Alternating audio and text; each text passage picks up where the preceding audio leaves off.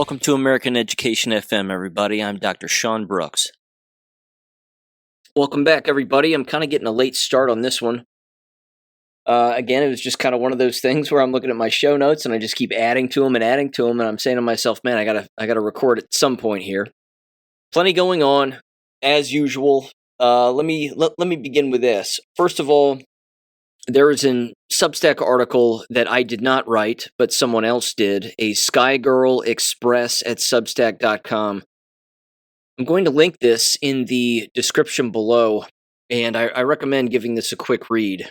Again, it's not lengthy. It looks like it is, but it's basically just one sentence on top of another on top of another. It's not massive paragraphs or anything. And it describes, again, what the purpose of the Q posts really was. And it was titled Q School, The Cult That Never Was, How Questions and Sovereign Thinking Broke the Spell. Again, this was written back on November 30th, just a few days back of this year, and it's very well done. It's a very easy to digest article about, again, the purpose of the Q drops and what all of that was about. And again, it was about breaking the spell. It was about breaking people free from the brainwashing that does exist, breaking down the structures of government, showing people corruption, showing people satanic behavior, the level of evil in which endless people engage in, money laundering, the names behind the faces, so to speak, and vice versa. And it's just, again, it's very well done. So again, I will link that in the description below. I think I've already linked it on my Gab page, but if you're interested in checking that out, I highly recommend it. I would read through the whole thing on the show here. It's a little long for that, but I did want to make that available. I've put together a couple of Substacks also, which I'll get to a little bit later in this episode. But one of the interesting things, again, about this particular Sky Girl HI, Sovereign Soul, I believe, or Soul Sovereign, there we go, is the name of the Substack, is that, again, they're bringing up not just the Q operation, but they're bringing up the purposes behind it. And I wanted to mention some of this because, again, this is where this operation, of course, is still ongoing. And there are endless clues, of course, that this is still ongoing. Let me give you a quick example. And one of the ways, of course, that we can determine this, and there are endless shows out there, again, like the Rambo and Friends guys and News Treason and a bunch of others. But there are a number of shows out there that exist that connect these dots and, again, basically, I would say numbers match, for lack of a better phrase. And so if you look at post 248, which was on December 4th of 2017, it simply says fly Roths fly. And then it has the hashtags around that word, fly Roths fly, of course, having to do with the Rothschild family.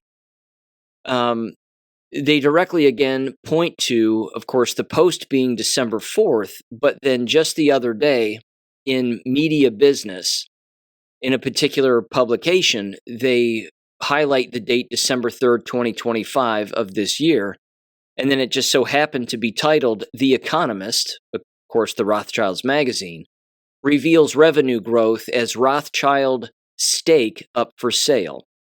And then it says expressions of interest being gathered for Rothschild family 27% stake in The Economist.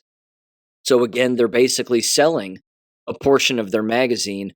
And then within the actual article itself, it goes on and it says the stake has been put up for sale by philanthropist Lynn Foster de Rothschild, whose husband, the financier Evelyn de Rothschild, chaired The Economist for 17 years. Until 1989. He died 3 years ago. So again, the number 17, Q being the 17th letter of the alphabet. I fully understand that a lot of people, again, who are new to this or did not follow along at the time would look at something like this and they would openly say, well, that's a bit of a stretch. They'd say, you're reaching a little bit and you're trying to find something where it doesn't exist. But it's a military operation. And the fact is, and again, it's hard for people to understand, but back in the day when we were following along with these posts as they were being sent to our cell phones, and we were, of course, learning through the Socratic method and, again, researching a great deal of topics all throughout history and recognizing, which is really kind of the the base foundation of everything, that we've been lied to about everything our whole lives. I mean, a person can pick a subject and you've been lied to about it or purposefully misled, or even not purposefully misled, just misled by other people who happen to be brainwashed and believe things that aren't real. But we were taught, again, how to learn how these individuals communicate. Again, there was another example of Donald Trump putting out a truth post just the other day, and he had a capital letter Q right in front of the word Dallas. It doesn't fit. So again, why would he do that? And then, of course, why would no one in the media make mention of it, let alone ask a question about it in the slightest? So there's always these little hints, and I'll give you another one before I get into a very similar subject here. But very famously, I should say, on September 10th of 2025, at 10:32 p.m., Dan Scavino, who of course works inside of the Trump administration, he simply put out a tweet on X that simply said turning point. Now, of course, this was the day that people were led to believe that Charlie Kirk was shot to death. That, of course, did not happen. And that, again, is a very difficult thing for people to grasp. And I would sure love it for individuals, again, to confront other individuals about this publicly and openly say, how on earth and why on earth do you think he's actually dead? So the post was, again, done at 10:32 p.m., which would be 11:32 Eastern Standard Time. And if you look up 11:32 Eastern Standard Time in the Q posts, you end up with post 3776, which makes a direct link and re-highlights post 572, which simply says, "The shot heard around the world, the Great Awakening, a week to remember Q." Again, people would say that's a leap, but this is how these individuals communicate. And if you can learn the way that they communicate, you can pick up on some of this. And not to mention, you don't have to necessarily learn it or relearn it. There are endless individuals out there who have been doing this entire time. I mean, we're talking about what, 8 years, give or take, that this has been happening. But the post itself that Scavino was highlighting is basically, again, saying that they know that Charlie Kirk isn't dead. That they know that that was being used for one reason or another. There could be endless reasons as to why it took place, but he was taken off of the playing board, so to speak. Again, was there really a threat on his life? I don't know, probably. But again, it's just the number of people who blindly believe what they are shown and then what they are told after the fact, without searching out for the truth themselves.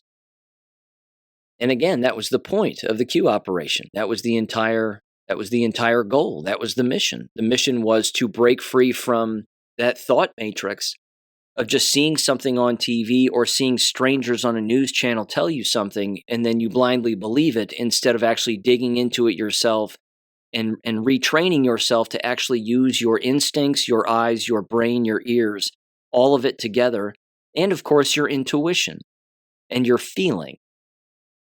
And to basically, again, not be this numb vessel of useless information, but quite the opposite. To become a vessel of useful information that you find out on your own through real inquiry. So that kind of leads me to this very quickly. Vivek Ramaswamy was at Miami University in Oxford, Ohio the other day, and he's been making the rounds on college campuses throughout Ohio. Again, even if he doesn't speak at a college, he's speaking somewhere within a town or city, and that's basically it. So clearly, he's either funding his entire operation, or Turning Point USA is, or other people, or whatever. You know my opinions on Vivek Ramaswamy. I just find him also to be remarkably hypocritical, because in this 17-minute and 20, whatever it is, 17-minute and 51-second video here on his YouTube channel, he only has basically this video and 2 short videos that he put on his YouTube channel from his Miami talk. Now, he was previously at the University of Cincinnati the day before, or 2 days before, I should say, where he has, again, multiple short videos of so-called students asking him questions. Again, this is one of the things where you look at it, and if you're awake, you can see right through it. You can see the illusion, and you don't get caught up in all of the, I don't know, just the general lies and sort of the laziness in the thinking and everything that's taking place. Because again, I've called him a con artist before, and I think that he is. I think that's beyond evident, and he has a history of being a con artist, so I have no reason to believe him.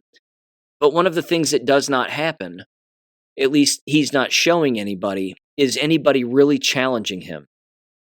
And again, as I said in the last episode, I think I said it anyway, somebody really challenging him from the right side of the political spectrum, so to speak. But also somebody who can see things from a 40,000-foot view and understand, again, that paradigm is a lie, but at the same time, be able to challenge him while also challenging everybody in the room. Because you have to assume that the vast majority of people in the room are there because they support him. And they just, want to hear what he has to say and a number of other things. But where his hypocrisy shines very brightly is when he references Charlie Kirk with regularity in these speeches. And then he says things like, you have to, well, what did he say? He said Charlie Kirk wanted people to tell the truth with courage, even in the face of adversity. I'm paraphrasing, but it was something like that. Well, that's very easy to do and throw it right back at Vivek Ramaswamy if, again, you want to challenge him on his use of a Charlie Kirk quote and see if he actually applies it. And of course, the way that you could do that is 1,000 different ways. You could look at him and you could say, prove to me Charlie Kirk is dead. And you could even get up there with a microphone again during the Q&A, assuming that the Q&A isn't completely staged with their own people and their own students and, whatever. People that, again, sort of toe the party line and are very bland in their questions. Because a lot of the questions that they're asking him, at least the ones that he's airing on his YouTube channel, are bland. They're bland questions. One guy asks him this, and again, well, I'll stay on my original point. My original point is that you could challenge him very quickly, and then you could get him to basically eat his own words and force him to backtrack on what he's apparently challenging to people, that they need to speak the truth in the face of adversity and have the courage to do so. Like I said in the last episode, I think, is at which point I would look at him and I would say, well, where were you during the COVID lie? Where were you during all of that? Because we didn't see you in Ohio. Hell, we didn't even know you existed. So if you're such an Ohioan and you give, such a damn about Ohio, well, where were you? Because people were losing their businesses. People were believing the lie. They were literally locking themselves in their own homes. They were being cited because of city and town ordinances that people were putting in place that you couldn't have a certain number of people within your home. People were, again, going along with authority instead of understanding that we, the people, are the authority. It's not government. So where were you, Vivek, during the entire COVID lie? But you would also, of course, during a Q&A, have to get him to reiterate COVID lie. And be like, no, Vivek, I just said COVID lie. That means it doesn't exist. Again, see, that's the there is no spoon mentality. Because everybody in these talks with Vivek Ramaswamy are just spoon bending. So much so that one of these guys, again at Miami University, asks him a very bland question. And he simply says, what was one of the things that you now believe that you didn't believe 10 years ago? And Vivek goes, well, I don't want to give just some flippant answer. Let me, let me think about this for a minute. And he stands there quietly. And I'll just play it for you. I'll just play the question and the answer. Again, this is the only one right now that he has up on his YouTube channel under the shorts section of the short clips that get played. And it's listed as the latest. Again, the first short clip that he has, or the first one he has, is again just it's a scanned view of one of these lecture halls, basically, one of these guest lecture halls.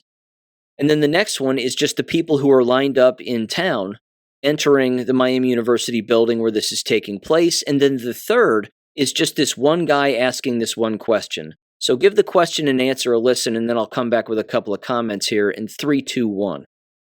What general belief of yours has changed the most in the last 10 years?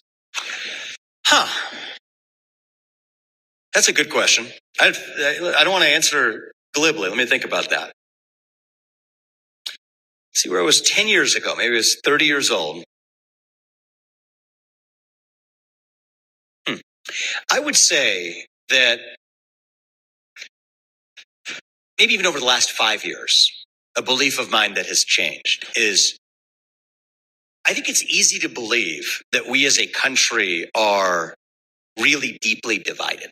It's easy to believe that. That doesn't take much to convince someone of that. I think traveling this country in environments like this, right, where there's no algorithms in the air distorting what we say to each other, I actually think we're not nearly as divided as a country as a lot of the media algorithms would have us believe. I actually think 80+% of people in this country actually share the same values, actually believe in bringing down urban crime, actually believe that we should bring standards back to public education, actually believe that more people should have skin in the game and upside participation in the American dream, actually believe the best person should get the job regardless of their skin color, actually believe that there are at once worthy people who can make contributions to the country who come legally while saying it's dead wrong to ever enter this country illegally. I think 90+% of people in this country agree on everything I just told you. And those are some pretty foundational beliefs. And yet, if 90+% of the country agrees on those foundational questions, and yet we still believe we're divided, I think that that's a bit of a trick. It's been a bit of an illusion that has benefited certain people, benefited certain commercial interests. But to me, I think that was a trap I might have fallen into even 5 years ago that I've changed my mind on. I think we're actually more united as a country than people would have you believe. I believe that deep in my bones. I don't think it's going to be easy to get most people to immediately believe that with me. But I hope we're able to lead this state in a way that, you know what, economically empowers people, give their kids a better education. It's amazing what could happen on the other side of that. And hopefully we're going to find out what that looks like in Ohio in a few years. So thank you, man. Appreciate it. Thank you. Thank you. Okay, so in summary, his general belief over the last 5 years, so he said, was that we're more alike than we are different. That's a standard political answer. It's a bland answer. It doesn't get to the truth or the crux of the matter. Now, if anybody else was asked that question, what would you say? What's the one belief that you had 10 years ago that you no longer have? 10 years ago, me personally, I actually believed that the education system could be fixed, believe it or not. I had that belief 10 years ago. I lost it about 8 years ago. 8 years ago, I said, absolutely not. You cannot fix it. It needs to burn to the ground. It needs to cease to exist. He doesn't have that view. Vivek's the education guy, and yet he has no experience. He's the one who consistently speaks about education in the state of Ohio and wanting to fix it and reform it, and let's do this and let's do that and blah, blah, blah. Sorry. The answer that he gave was an Obama-style answer because he thinks that it caters to more people. It's an emotionally driven answer. It's a can't we all get along Rodney King answer. It's one of those answers. And again, I just don't buy it. I don't buy it. He needs to be challenged. Someone needs to challenge him. Where did you come from? Why did you steal money from people when you made a fake drug and had your mom plagiarize and fraudulently write, not even plagiarize, just fraudulently write a paper messing with the science, quote unquote, regarding the effectiveness of a so-called Alzheimer's drug? Again, I even heard him say that the reason, of course, that he left his position as a CEO was because he was worried that if he said the wrong thing or the politically incorrect thing, then he would lose his job. That's not why he left the biotech industry. I mean, that's not why. He left the biotech industry in 2020 because he was getting caught. And he didn't want to stick around. It's very easy to hang the reason for a person leaving a particular position on Bolshevism or so-called cancel culture, which is just Bolshevism is what it is.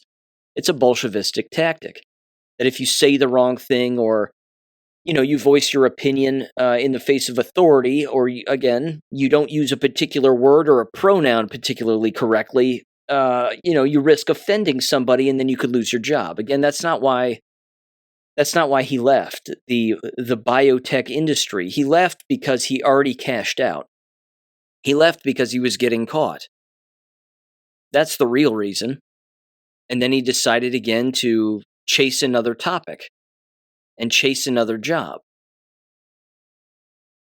So again, I'm not a fan of his. I wish he would show the entire Q&A because I find it hard to believe that somebody's not challenging him.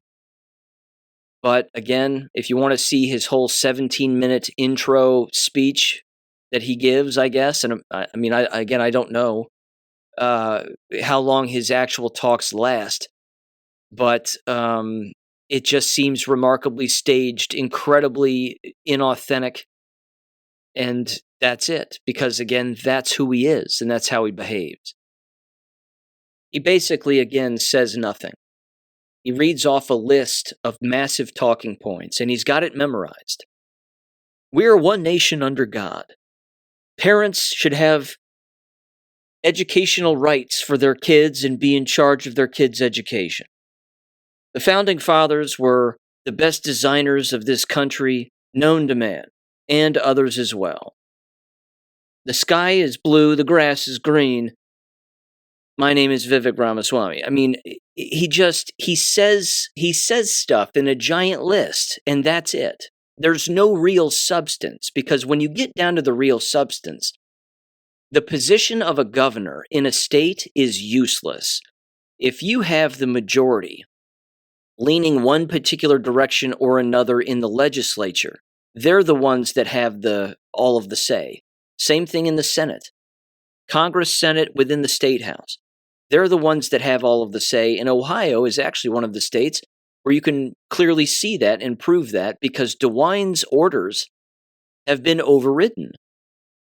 In the state of Ohio, the legislature, again, is predominantly conservative, and if they don't like an order that DeWine makes or something that he signs into law, they have veto power over him.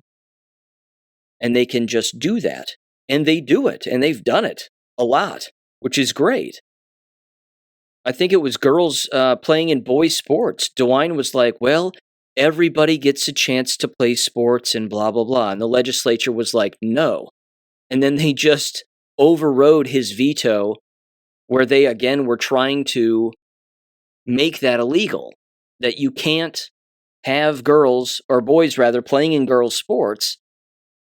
And DeWine was like, well, everybody should be able to play, and transgender kids should have a chance too. And again, the legislature was like, go to hell. And then they just said no. So again, private businesses and influence and things of that nature, yes, governors can have a whole lot of sway. There's no doubt about it. Yes, they can open up their borders and they can have horrible people come in and no vetting process and a million other things. I mean, they can break the law, and we all know that because it happens all over the nation, and it has since the existence of our country.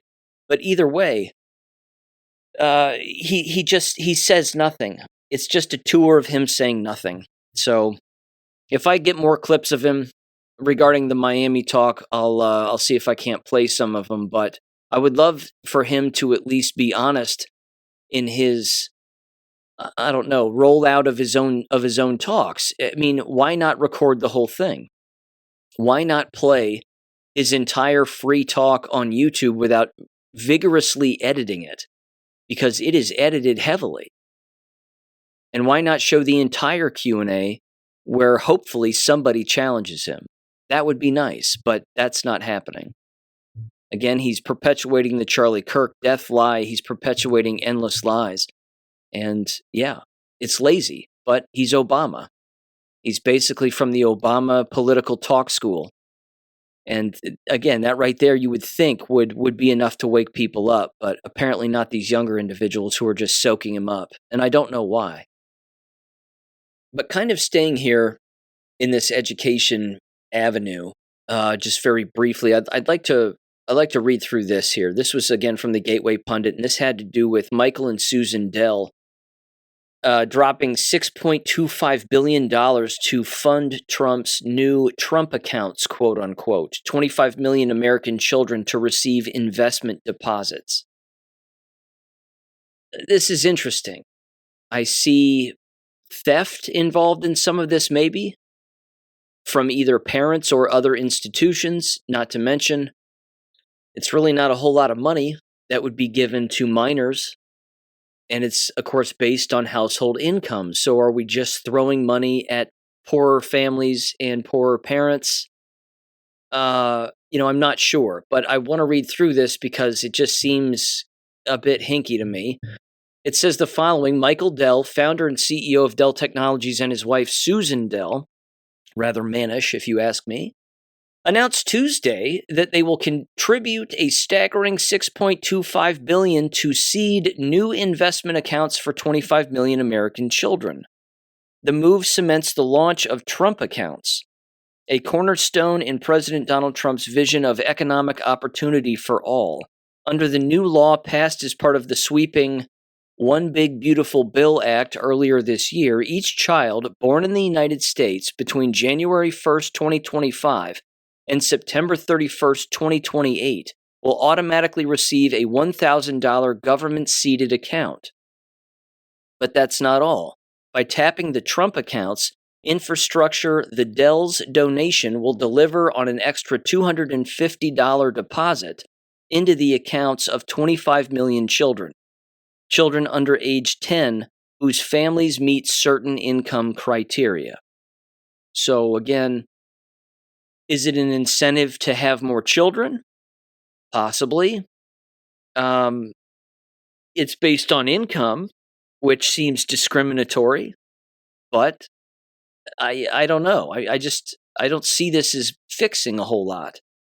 It says, according to the statement issued by their foundation, quote, beginning next year, the U.S. Treasury will contribute $1,000 to the Invest America account of every baby born on or after January 1st, 2025. This automatic $1,000 deposit by the federal government gives every American newborn a transformative head start.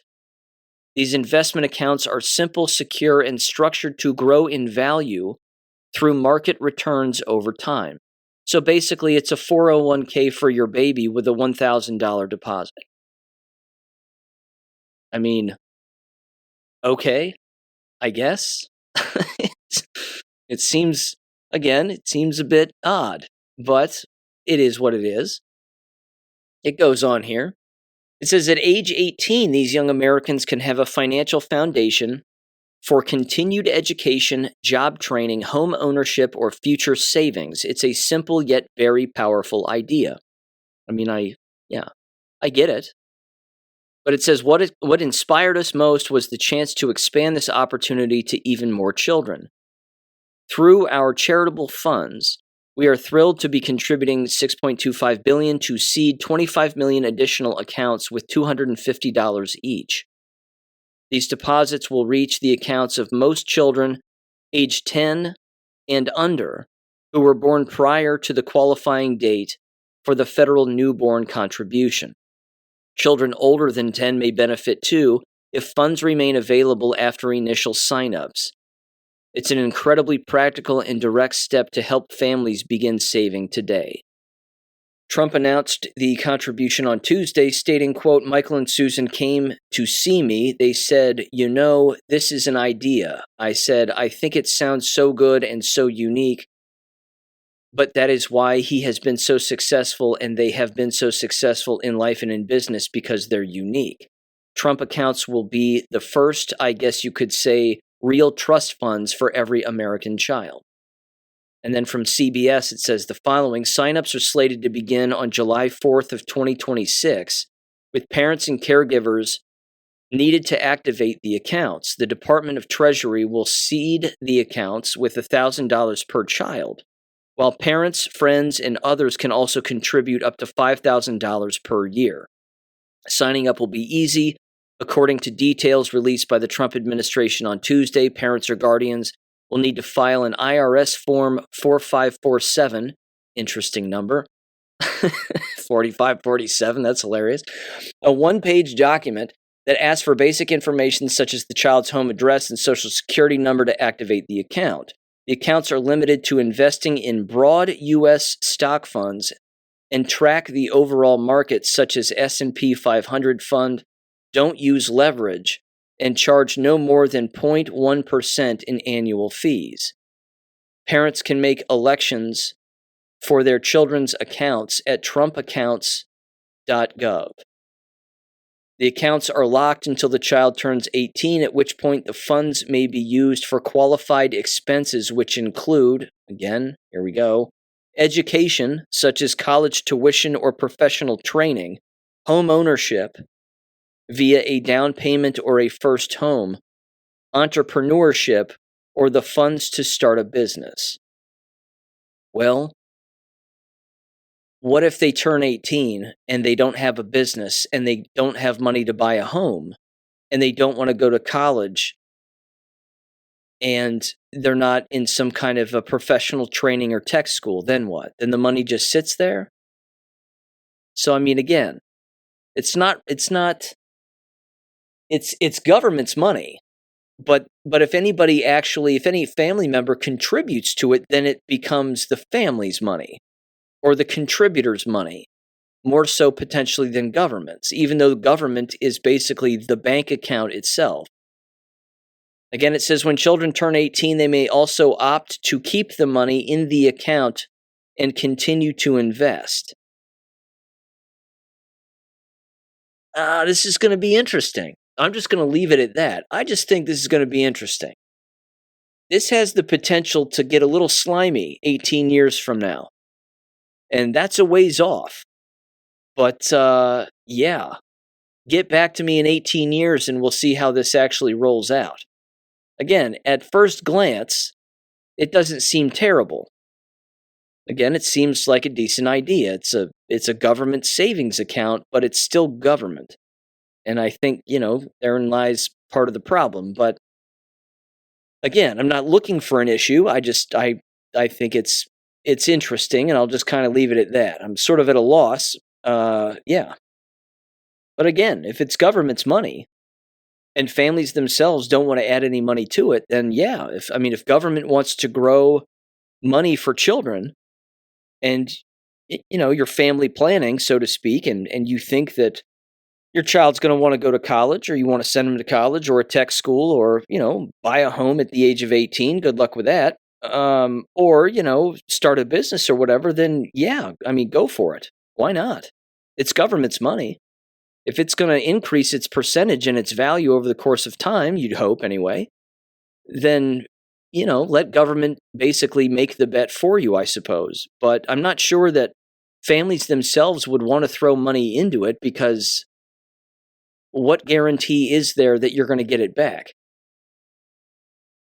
Start your own account, I suppose. You could do that, but yeah, if government wants to make whatever $1,250 available as a beginning, kickoff of a 401K, which basically it is for, a newborn baby or somebody again around the age of 10, then yeah, why not? Go for it. Now, another topic, let me mention this. Again, this just came across my screen, and state of Louisiana is getting better, it seems, and this certainly is, I think, a rather cool thing. It was from a Kim Katie USA, at Kim Katie USA on X, and it says the following, and there's a little piece of audio to go along with this, that Louisiana just legalized bounty hunting on illegal aliens. Deputized agencies get performance bonuses, plus Act 399 makes interference in, of course, arresting these illegal aliens a crime. It says the Pelican State is officially closed for illegal alien business. Give this audio a listen, and I love it. In 3, 2, 1. breakdown. More Louisiana law enforcement agencies are signing up to assist and get paid by U.S. Immigration and Customs Enforcement. But what is a 287G agreement? The 287G program allows state and local agencies to act in a limited capacity as ICE agents. As of Tuesday, there are 18 of them in Louisiana involved in the program at different levels. Parish sheriff's offices in Plaquemines, Lafourche, and St. Charles, and Hammond PD have deputies at the warrant service officer level, meaning they are able to be trained by ICE and serve warrants in their agency's jail. Police departments in Pearl River, Gretna, and Kenner fall under the task force model, which allows them limited immigration enforcement power on top of their regular duties. There is a financial incentive here. The Trump administration announced in October it would be reimbursing agencies for the salary, benefits, and overtime of each trained 287G officer. The departments are also eligible for performance bonuses. But these agreements are strictly with ICE, not with Border Patrol. So it's not clear how these agreements will work in New Orleans or how this might interact with Act 399, a brand new Louisiana law which makes it a crime for anyone to knowingly interfere with federal immigration enforcement efforts. A person below this post said the following: the left didn't see this coming. More Louisiana agencies just joined 287G, giving deputies ICE-backed power to detain, process, and transfer illegal aliens. Trump's reimbursements mean locals get paid to help enforce the law. Act 399 now adds teeth. This state is shifting hard, unquote. Good. Yep. Nothing like a little incentive for people to do their jobs. They should be doing it anyway. But hey, it's perfect. I love it. Nothing more to add on that. This drives right into education here and had an interesting little local revelation. The school board member, one of the school board members here in the town where I live, in the Talawanda City School District, a certain Pat Mead is his name. I've played his audio on the show, written an article about him on Substack. Turns out that his adopted son, a black man by the name of Adam Mead Sr., was arrested for felonious assault with a weapon. He apparently stabbed somebody in the neck in a BP gas station in a neighboring town. And again, I put the Substack together on this, titled, Talawanda School Board Member's Adopted Son Allegedly Stabs Man in the Neck. Adam Mead, adopted son of Ohio School Board member Pat Mead, arrested for felonious assault with a weapon. So this was from the Cincinnati Fox News channel, and it says the following here: Hamilton, Ohio. An investigation is underway after a stabbing in Hamilton early Wednesday. A BP employee from the gas station on Central Avenue called 911 shortly after 5 a.m. and said a male was stabbed in the neck inside the gas station, dispatchers say. Air Care was called to respond, but the medical helicopter was unable to due to the weather, according to dispatch. Someone took off after the stabbing, which was captured on camera. According to the employee's 911 call, dispatchers say Hamilton police continue to investigate. So he was arrested. He was booked in the Butler County Jail. And there you go. Now let me bring this up again, and I'll preface it by saying this. Some would say that the adult children of other adults who hold public positions of so-called influence, so they think, that their actions are not reflective of their parents, whether they be biological or adopted. And some people would say that, again, their actions as a singular adult are their actions alone, and again, do not negatively reflect the behavior or personality or anything else having to do with their once, again, adopted parents. I beg to differ. I just beg to differ. The actions of a child are reflective of the actions of the people who raised them. This is a fact of life. It is the way that it is.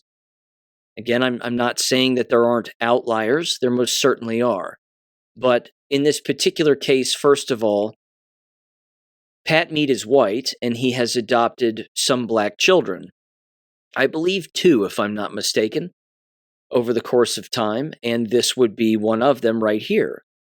And again, he's a black man who I believe also has a child of his own, because on the mugshot it says Adam Mead Sr., which would indicate again that he has a male child that he has named Junior, effectively. So the answer is yes. This is indicative of a larger problem because Pat Mead has a history of minimizing violence. Specifically, again, within not only the school system, but he has a history of minimizing violence within the city and even attempting to cause whatever you would call it, race baiting, we'll call it. He's a race baiter. And he basically, again, sat on a particular committee here in town, which was called the Police Community Relations and Review Commission. And there's a particular article that I link here that was titled, "Local Commission Wants to Study If Police Stops Have Racial Bias." And he sat on this particular committee, and he wanted to start a commission to look into that because, again, he's a race baiter. So, again, it's, when people call for racial bias in arrests, what they're basically saying is you're arresting too many brown people, and you need to stop doing that. Well, the hypocrisy rings rather loud here, does it not? Because his adopted son is an adult male, he's black, and he's apparently stabbed somebody in the throat, and now is in jail for it. So, what now? Are you going to have a commission about how too many blacks are being arrested? Of course not. That's not going to happen. Because, first of all, he's a hypocrite. Second of all, he's a virtue signaler. And thirdly, he's a do-gooder. Because most leftists are. They're all 3 of those things. Now, an individual brought this to my attention regarding this particular story, and they make a good point. And they, again, said the following. If the school board member Dawn King, who is highly ethical and highly professional, and sits on that Talawanda school board, if one of her children, who are both adult-aged, if one or both of her children had done such a thing, stabbed somebody in the throat, every single board member would be calling for her resignation. Every single one.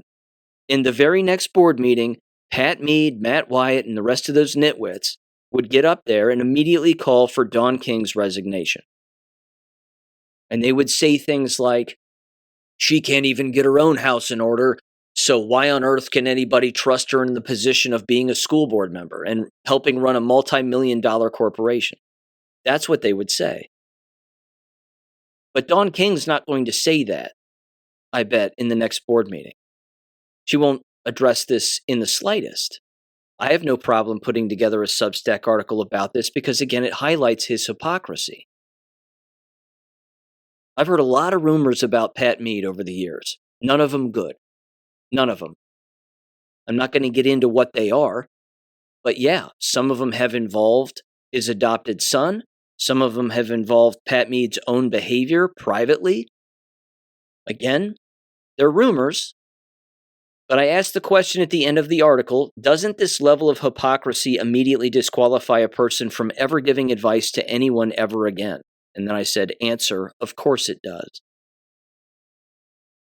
Again, behavior like this is taught. It's taught.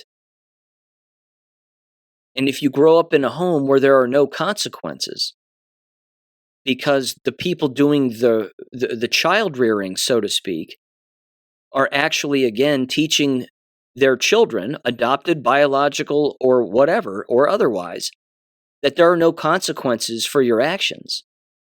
And that if anybody does something toward you, it's because of your skin color. It's not because of the content of your character.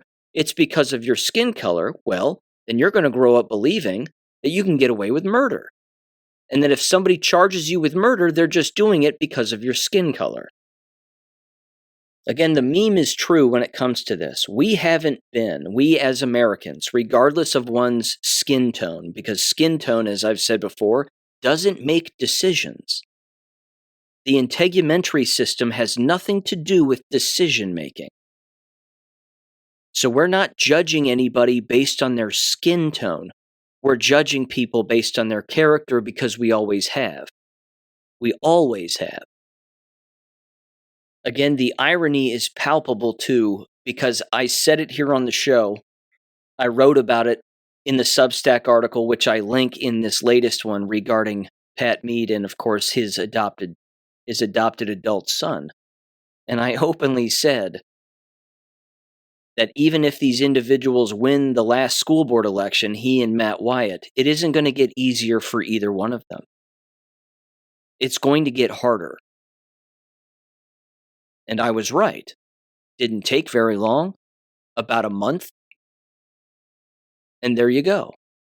Rather embarrassing. Rather embarrassing. And yes, it is indicative of a larger problem.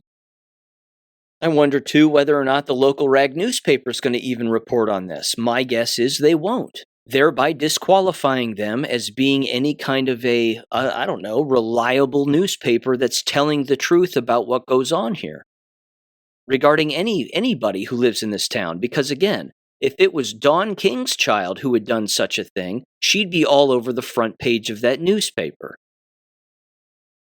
Thereby, again, highlighting the bias of people who are behind newspapers. It's overwhelming. Again, the virtue signaling. I've adopted black babies. There's no way I could be a bad person. It's absurd. It's ridiculous. But again, this is their wavelength of thought. They believe, again, that they are charitable in some way, that they're being charitable. A couple of individuals actually left comments below the article here, and one of them is a local, and the other I don't believe is. But here's what the local individual said. They said, it's also interesting to note that Amber Franklin, who is currently an Oxford City Council member and was at the time on the PCRRC committee, had asserted that we live in a racist country, that our country had a systemic racism problem. I want the people to know that these committee meetings were in response to demands made by the Miami chapter of Black Lives Matter. Well, of course, there you go. Always sowing the seeds of division when they have zero proof. And then they said, and continued, and said, and during that Zoom meeting, I specifically asked if there was an increase on black crime in the town of Oxford, and the answer was no. So in my opinion, there was no reason to suggest that racism was playing a part in the town of Oxford when it came to the local police.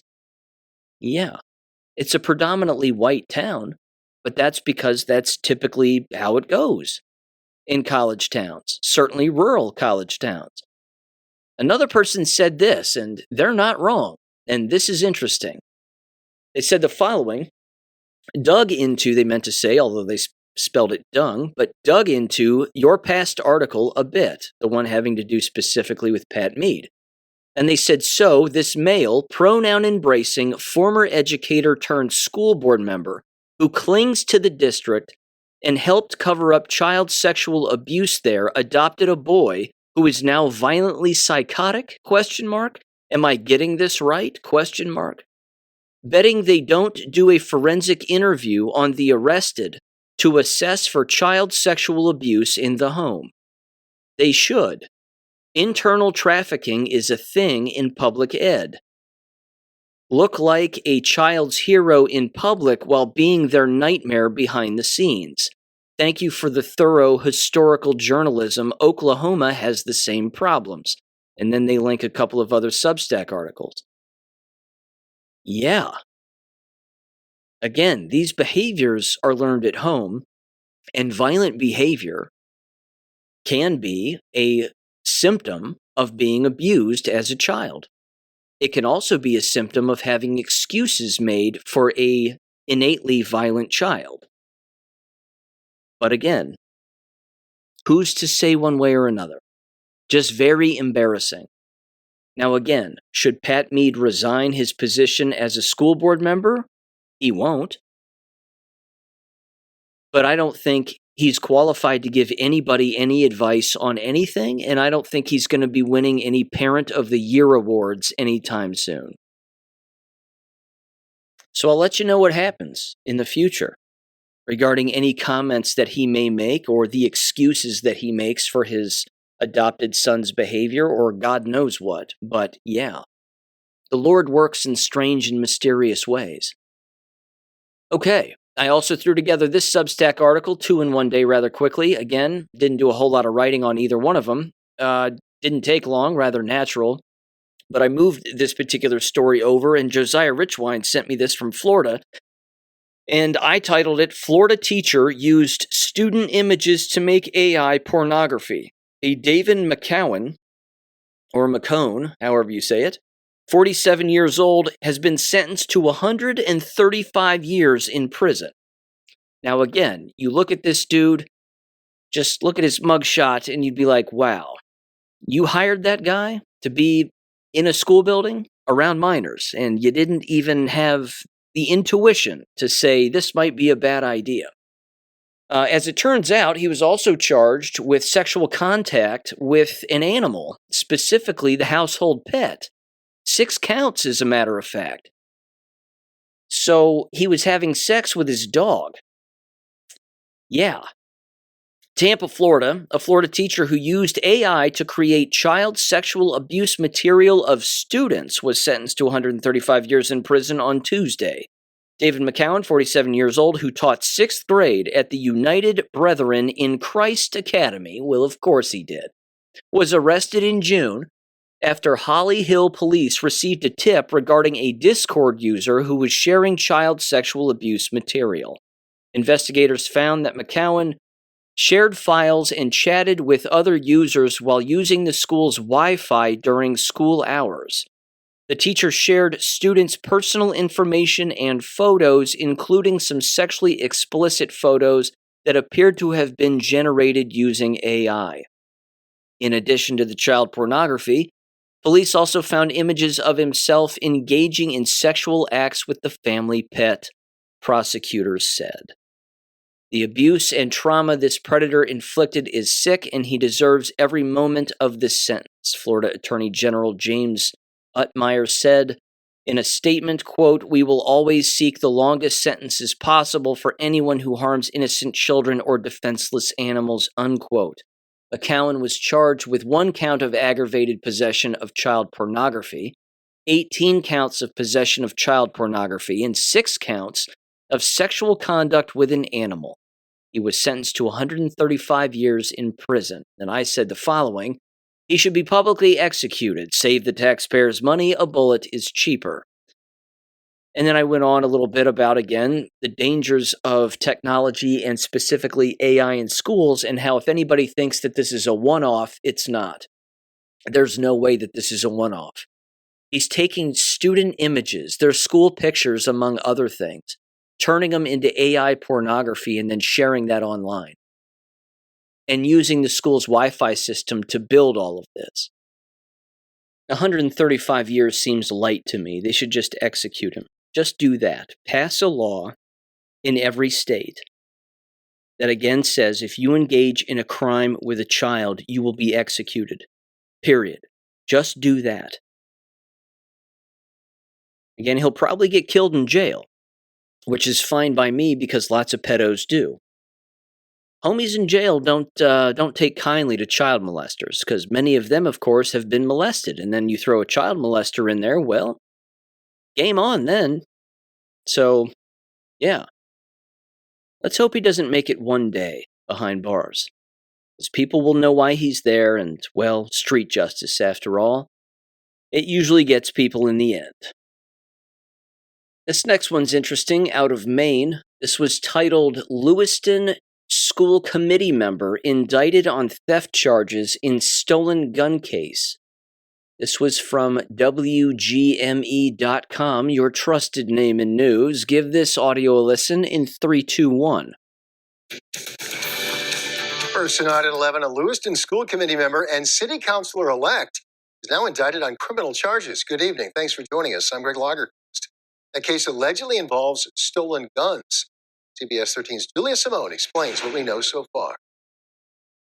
Inman Osman, who is a member of the school committee and was recently elected as a city councilor here in Lewiston, was indicted on Monday for theft charges, according to these court documents. Osman is charged with 1 count of receiving stolen property and 1 count of theft by unauthorized taking of a firearm. According to the documents, the incident with the stolen guns happened between November 2023 and October 2024, with very little other information provided. Lewiston's Mayor Carl Shaleen saying he's, quote, deeply concerned and he'll be following it closely. Osman was under scrutiny prior to the gun charges. That's because it's not clear where he lives. His legal address is 210 Blake Street in Lewiston. That building was condemned after a drug raid. Nobody can live there, leading some to wonder, where is he living? The Lewiston School Board voted recently not to investigate Osman's residency, leading to fireworks at Monday's school board meeting. Thank you for admitting that you don't give a what anyone here says. Shut up. I've had enough of this. You know what's appropriate and you know what's not appropriate. So if you'd like to use the rest of your time, do so appropriately. Some school board members agreed. If someone is serving in an elected position without legally meeting the qualifications, including residency, that is not just ethically inappropriate. It potentially compromises the legitimacy of decisions made on behalf of our students, our schools, and our community. Osman has not made it public where he is living currently. But his lawyer tells the Sun Journal he is looking forward to moving back to 210 Blake Street in Lewiston.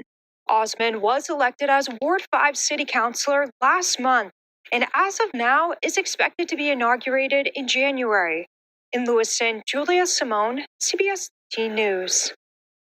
Again, this isn't a joke. It sounds like it's a joke. It sounds like it's some AI-generated fake story. It isn't. A Somali guy who sat on a school board and was recently voted onto city council in this town was accepting stolen guns or moving stolen guns around. Again, and he doesn't have a place to live. He doesn't even have a residence. Not to mention, on his arrest, they list him as being a white man. He isn't white. He's clearly black. What is in the water in the state of Maine? What in the hell is in the water? And then, of course, you heard the school board member right there. You need to be respectful. You need to be respectful with your remaining time. The guy speaking was being respectful. You don't give a shit about what goes on. You don't give a damn about the safety of anybody. You're not doing background checks on the very people that are apparently running for elected positions. It's nuts. But again, you know what'll happen. The same thing will happen here that has happened everywhere. Those parents will still send their children to that school district, even though they've had a school board member sitting on it, theoretically, illegally, not providing his known address, as he's again moving guns around. I would personally venture to guess that he's not even a legal citizen. He probably isn't. Deport him. Get rid of him. And then fire everybody who allowed it to happen. Because you know somebody else knew what this guy was up to. They knew that his papers didn't check out. You got to fire those people too. You have to criminally charge those people too. Aiding and abetting an illegal alien, allegedly, assuming he's actually an illegal. But again, what in the hell is in the water? What is going on up there? There was this one. This was from the Daily Mail, and it was titled, "Town Votes Against School. Furious Alabama town crushes plans to build large Muslim school as locals say they fear becoming next Dearborn or Great Britain. Good. Apparently, the recommending body of their city council was the body that openly said that, they've decided to vote down Muslims building their own Muslim school in their town, in Alabama of all places. And apparently they were successful in shooting it down, and good for them. That's the way forward. People, again, have to organize, and they just have to get loud, and they got to get mad, and that's what they have to do. There was this one, too. This is from America First Legal. It was titled Major Victory. America First Legal wins lawsuit against Fairfax County Public Schools for telling a girl to share the restroom with a boy. Again, what in the hell is in the water in Fairfax? They're nuts over there. The fact that these lawsuits have to even exist because these people, again, these school districts are so stupid. I mean, my God, it's amazing. But they announced a major victory in its federal lawsuit against Fairfax County schools, obtaining judgment on behalf of a female student who was instructed that if she was uncomfortable with a boy in the girls' bathroom, she must use an alternative restroom. After repeatedly failing to get the case thrown out of court, the school board has now conceded, offering judgment, awarding nominal damages to AFL's client and paying costs and attorney's fees. It says the ruling comes amid a national debate about gender preference-based facility policies in public schools, of course, with families across the country facing hostile administrators determined to enforce ideological agendas over common sense protections. AFL's victory in Fairfax marks an important step toward restoring safe and reasonable restroom and locker room policies nationwide. The victory is part of a broader national effort to restore common sense in schools and builds upon AFL's growing momentum in defending students and their parents, including ongoing litigation against Loudoun County Public Schools on behalf of 2 boys facing similar violations, the U.S. Department of Education's case against Arlington and Fairfax schools, and also West Virginia versus BPJ, a landmark Title IX case to be argued before the U.S. Supreme Court next month. And that particular case has to do with them urging the U.S. Supreme Court to reverse a Fourth Circuit ruling that redefined the term sex, quote unquote, under Title IX to mean gender identity. And as we've seen, that would open up the floodgates, of course, to anybody continuing to play pretend with what sex they are. And then, of course, pretend to use a particular bathroom wherever they choose to use it, regardless of who's in there. Again, it's indefensible. At face value, this is about sexual assault. It always has been, it always will be. It's about normalizing that. It's about normalizing perversion in the bathroom.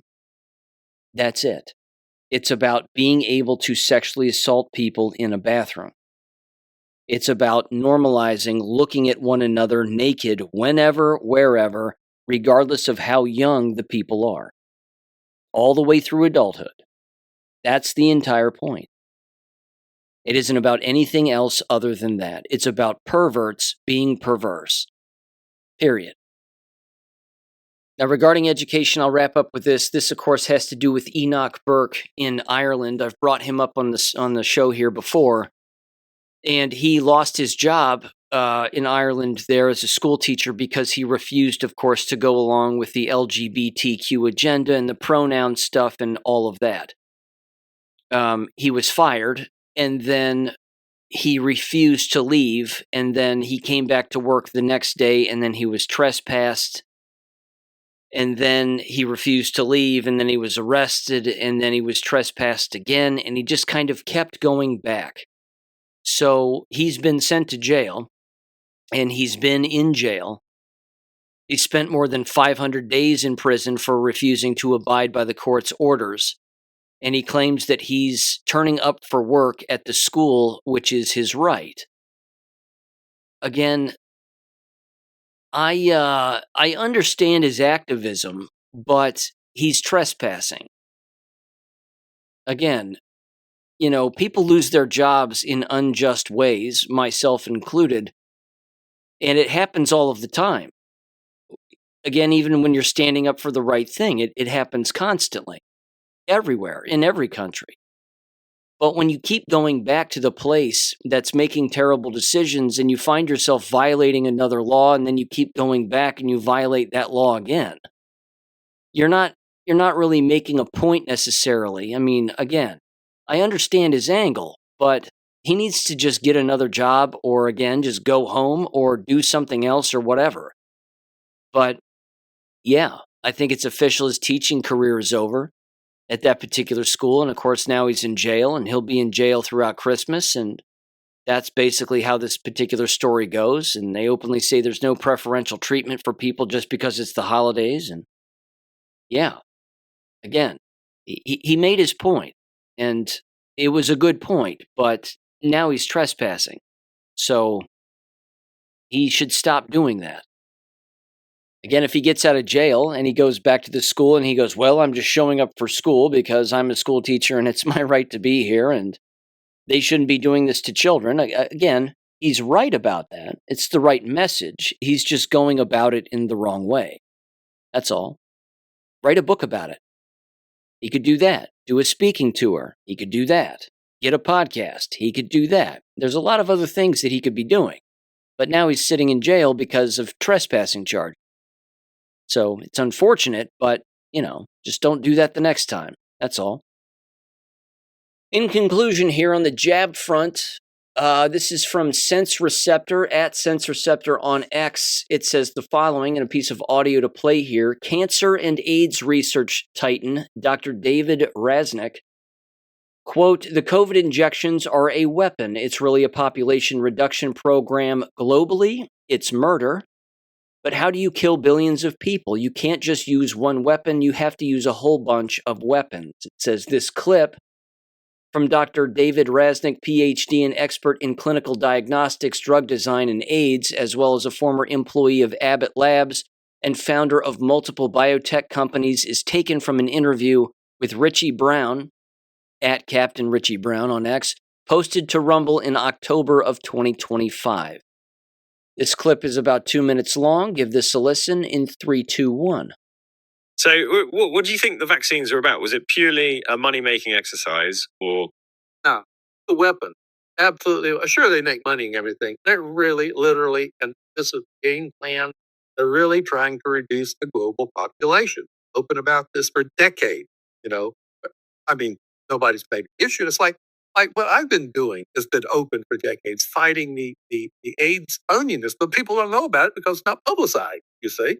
And the other thing is that the bad guys can be very open about what they want to do because they control all the media. It's not going to get published, It's really a population reduction program globally, a global population program.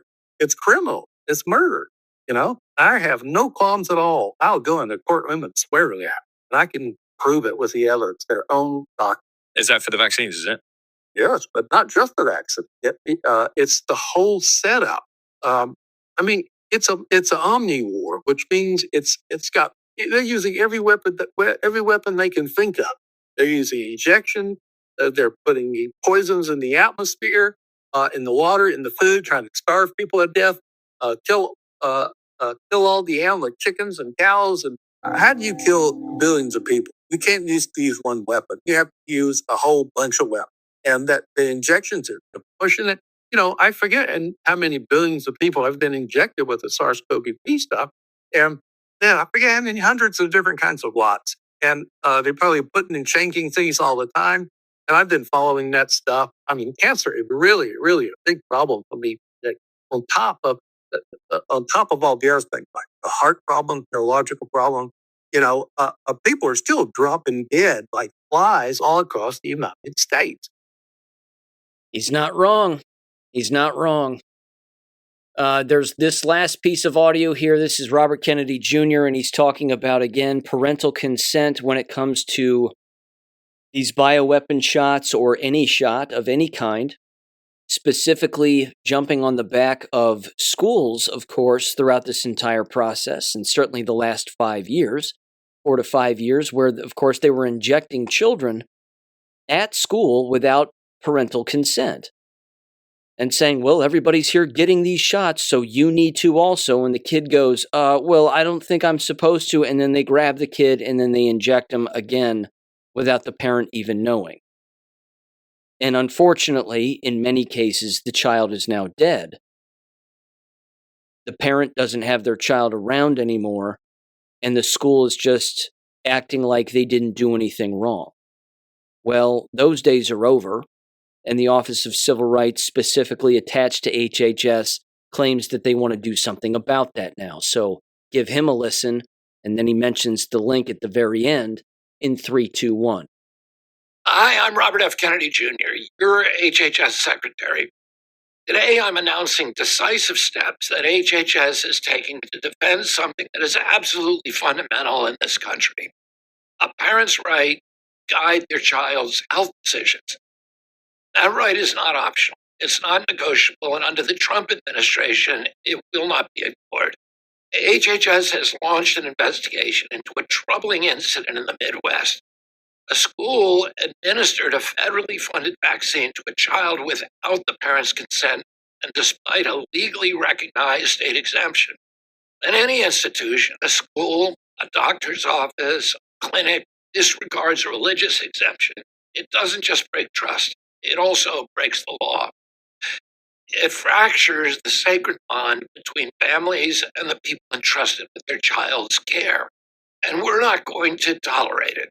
The Health Resources and Services Administration is sending a letter to HRSA-supported health center grant recipients, underscoring a simple fact.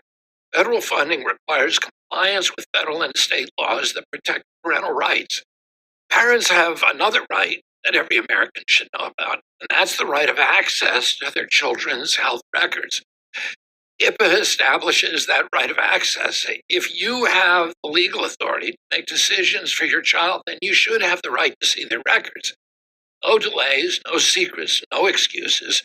So today we are launching compliance reviews of providers and major healthcare systems to ensure that they give parents timely access to their children's information. In addition, our Office for Civil Rights has issued a letter reminding healthcare providers of their clear legal duty to give parents access to their children's medical records. If a provider stands between you and your child, HHS is going to step in. Let me be clear. Schools and healthcare systems cannot sideline parents. If a provider ignores consent, violates an exemption, or keeps parents in the dark, HHS will act quickly and decisively. We will use every tool we have to protect families and restore accountability. The Vaccines for Children program must never become a workaround to bypass parents. We are reviewing how states and districts process exemptions to ensure the program follows the law, not the other way around. If you believe that your rights or your child's rights have been violated, then you can file a complaint with our Office for Civil Rights at hhs.gov/OCR/complaints. That's hhs.gov/OCR/complaints. Parents know their children best. Parents love their children the most, and HHS will always defend their voice, their authority, and their rightful place at the center of their children's healthcare decisions. Thank you very much. Now, me personally, here's what I'd do. Again, you'd have to carve out a law, but it would have to go something like this. The individual who actually does the injecting and or engages in any paperwork or communication about injecting children behind the backs of parents goes directly to jail. Minimum 5 years in jail. Felony, period. Done. Licenses gone. That's exactly what you do. That's, again, a law that would have to be made, in my opinion. And then, of course, the entire school district for the remainder of forever is on the hook for any health consequences that come about as a result of being injected for the injected family and the actual injected individual themselves, along with, of course, the person who did the injecting, along with any, again, administrators who specifically knew about the injections and communicated about those injections behind the backs of parents, those individuals should be financially on the hook again for any health problems as well. Again, that's just my 2 cents. But that's really what needs to take place here. Yes, the Office of Civil Rights can provide monetary compensation to individuals and, of course, legally hold the school districts accountable for violating policy and/or the law. But you've got to send people to jail. That has to happen. It's not about making examples of people. It's about having a law that is universally applied to anybody and everybody who violates it. That's it. Just do that. And people will stop injecting people behind the backs of parents because, again, while RFK is right that parents know best, they at least should. Unfortunately for government and the education system, they believe they are the parent. They look down on parents in a way today that is second to none. You have school teachers and administrators who literally believe that if parents are not certified teachers, then they are not qualified to be an educator, theoretically, within the child's life. That you need government credentials in order to actually raise a child and teach a child. That's asinine. But that's what they believe. They believe that government is the best parent. It's not. Government is the best abusive parent. There's no doubt about that.